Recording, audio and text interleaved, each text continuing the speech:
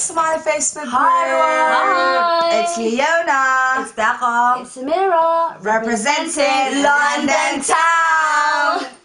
Anywho's, basically this video is no beef talk. We're not beefing anybody. Fuck America, Leo. We really don't need to say anything to you little boys because you ain't even grown your Can't penis, get 'em, of course. okay? Exactly. Exactly. Now learn how to respect women. Get with the program. You They don't ain't know really about saying that. much.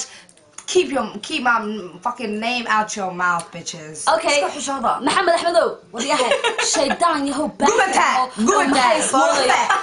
ورياها معنيقة سيدا إسكها دقة سورياها معنيقة ما حشون سيد والله ما حشون سيد الموسيقى بلاي هو مدو أو دانيال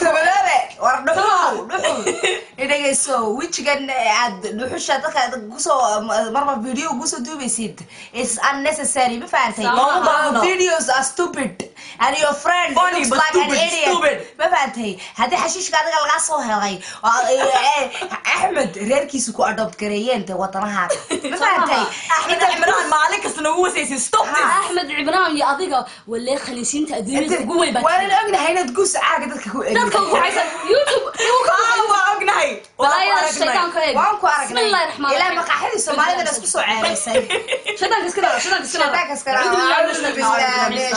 والله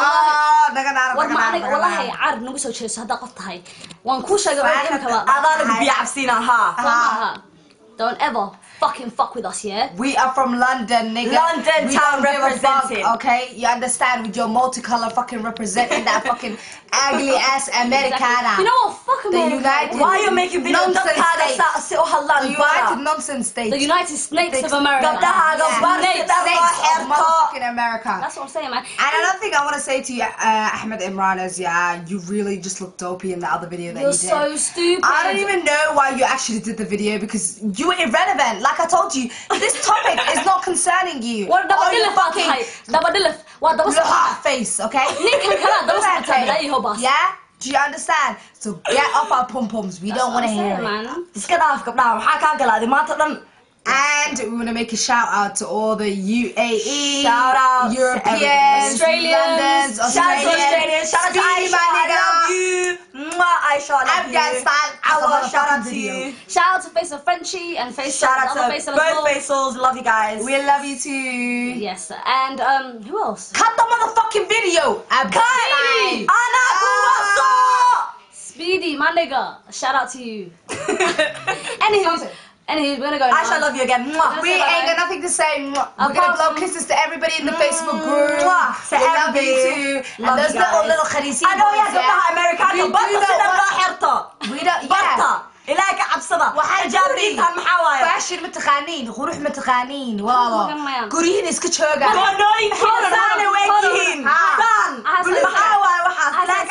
Listen, I'm the queen of all McDonald's. Wallahi, I was gonna have a fucking burger with me right now. But we ain't got a jumbo size. We don't do jumbo size. You understand? This is Europe. This is Europe. We got style. We got flow. And we did it on you bitches. Peace out. Deuces. Muhammad Ahmed, you still need food, fucking bastard. You skinny little rat. We need to make a fucking donation fund for you. Save our brother. Save our brother. Is your fucking new charity case, yeah? And we're gonna collect money for you so you can eat. So you can you ain't got nothing to do. But I should done call egg for the bus. If you try to retaliate to this video, trust me, you will be fucked up. Like, yes, just get yourself in a bad situation. It's not a threat. Don't get your irrelevance is becoming even more irrelevant because of the fact that you chase niggas around with a fucking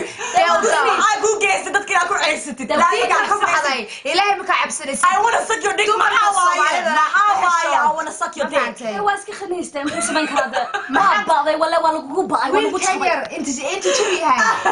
He's 18 years of age. 18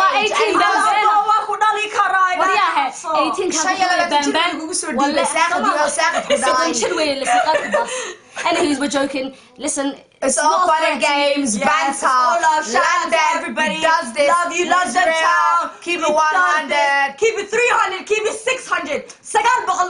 Bye.